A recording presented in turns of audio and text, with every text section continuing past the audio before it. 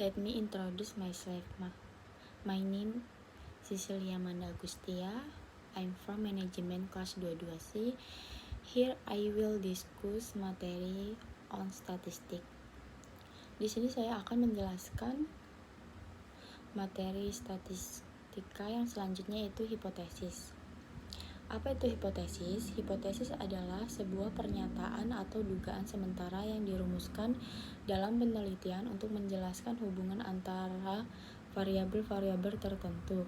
Hipotesis merupakan fondasi dari penelitian ilmiah karena ia membantu merencanakan penelitian, mengarahkan pengumpulan data, dan memungkinkan pengujian empiris terhadap klaim penelitian. Fungsi hipotesis.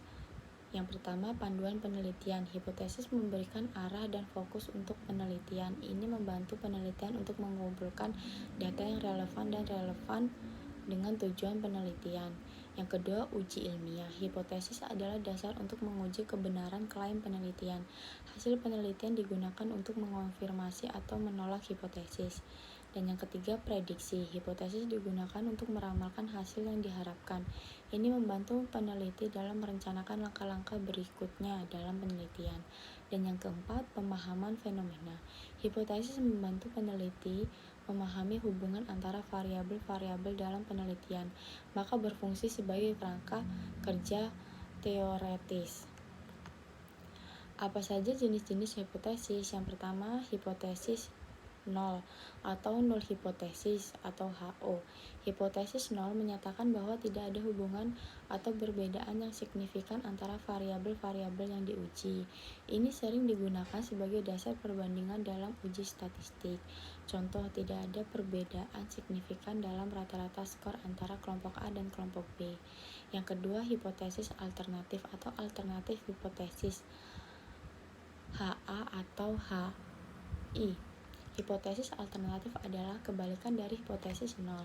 Ini menyatakan bahwa ada hubungan atau perbedaan yang signifikan antara variabel-variabel yang diuji. Contoh, ada perbedaan signifikan dalam rata-rata skor antara kelompok A dan kelompok B.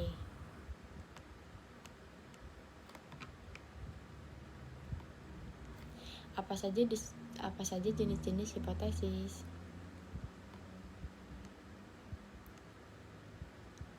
Yang ketiga, hipotesis penelitian atau research hypothesis. Hipotesis penelitian adalah pernyataan yang didasarkan pada teori atau pengetahuan sebelumnya. Ini merupakan dasar penelitian dan dapat merupakan hipotesis nol atau hipotesis alternatif, tergantung pada pernyataan penelitian. Dan yang keempat, hipotesis statistik. Hipotesis statistik adalah pernyataan yang menyatakan hubungan atau perencanaan dalam bentuk yang dapat diuji secara statistik. Ini berhubungan dengan parameter statistik seperti rata-rata, deviasi standar, atau korelasi. Proses pengembangan hipotesis. Yang pertama, identifikasi masalah. Identifikasi masalah atau pernyataan penelitian yang ingin dijawab. Ini membantu dalam merumuskan hipotesis yang relevan. Yang kedua, review literatur. Tinjau literatur yang ada untuk memahami apa yang sudah diketahui tentang topik peneliti dan apa yang belum. Yang ketiga, merumuskan hipotesis. Merumuskan hipotesis berdasarkan pengetahuan yang sudah ada dan pernyataan penelitian. Hipotesis harus spesifik, terukur, dan berfokus pada variabel yang ingin diuji. Yang keempat, uji hipotesis. Setelah data dikumpulkan, hipotesis dapat diuji menggunakan teknik statistik yang sesuai. Yang kelima, evaluasi hasil. Hasil pengujian hipotesis dievaluasi untuk menentukan apakah hipotesis dapat diterima atau ditolak.